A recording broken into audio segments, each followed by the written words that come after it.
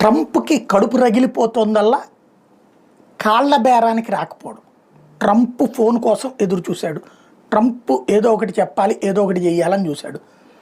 Work out కావట్లేదు. బేసిక్గా తనైతే వ్యవసాయ ఉత్పత్తులు ఇండియాలోకి రుద్దాలనుకుంటున్నాడు. తనైతే మాంసాహారంకి సంబంధించినటువంటి ఇండియా మీద రుద్దాలనుకుంటున్నాడు. తనైతే పాల ఉత్పత్తులు, డైరీ ఉత్పత్తులు ఇండియా మీద రుద్దాలనుకుంటున్నాడు. మన చేత ఆయిల్ రష్యా నుంచి కొనిపించడం మానిపించి, అమెరికా, యూరప్ దేశాల నుంచి కొనిపించి, అంటే $60 వచ్చేదాన్ని $120 అంటే డబుల్ ఆయిల్ రేట్లు పెట్టి కొనేలా చేయాలనుకుంటున్నాడు. ఓవరాల్గా భారత్ని శాసించాలనుకుంటున్నాడు. దానికి నరేంద్ర మోడీ ఒప్పుకోవట్లేదు. అక్కడున్న ల్యాబీలకి ఆయన లొంగాడు కాబట్టి అందుకు అనుగుణంగా మనల్ని బానిసలు చేయాలనుకుంటున్నాడు. మోడీ కనీసం ఫోన్ చేసి మాట్లాడి తగ్గించవయ్యా అని చెప్పాలి అన్నట్టు. చెప్పినా చేస్తాడంటే చెయ్యడు. బట్ భయపెట్టి లొంగ తీసుకోవాలనుకుంటున్నాడు. ఇతను భయపడట్లేదు.